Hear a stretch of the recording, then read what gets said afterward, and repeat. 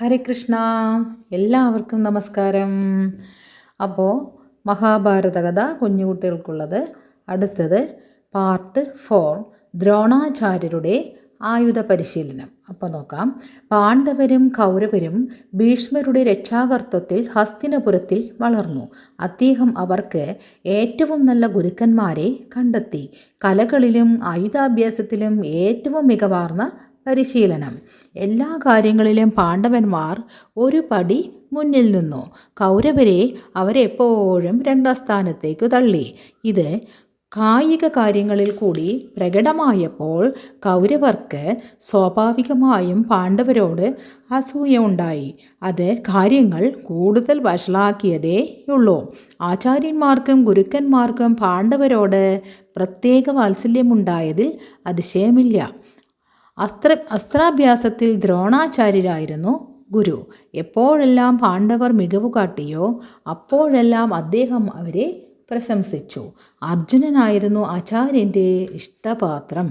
പുത്രനായ അശ്വത്ഥാമാവിനേക്കാൾ ദ്രോണർ അർജുനനെ ഇഷ്ടപ്പെട്ടു. അടുത്തത് കർണൻ്റെ ഒരു ചെറിയ ഭാഗം നോക്കാം. സൂതൻ്റെ പുത്രനായി വളർന്ന കർണനെ ആയുധാഭ്യാസങ്ങൾ നേടണമെന്ന് ആഗ്രഹമുണ്ടായി. പരശുരാമനെ ഗുരുവായി വരിച്ചു.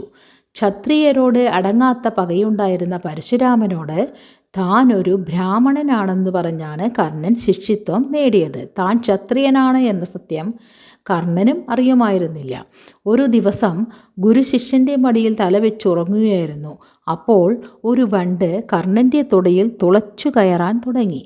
ചോര ധാരധാരയായി ഒഴുകി. ഗുരുവിനെ ഉണർത്താൻ മടിച്ച് വേദന കടിച്ചമർത്തിയിരുന്നു കർണൻ.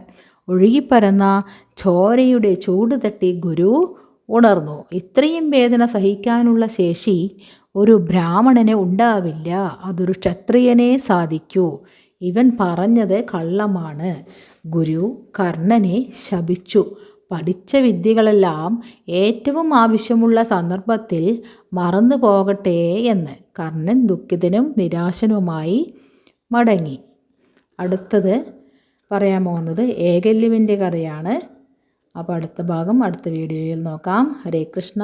എല്ലാവർക്കും നന്ദി, നമസ്കാരം.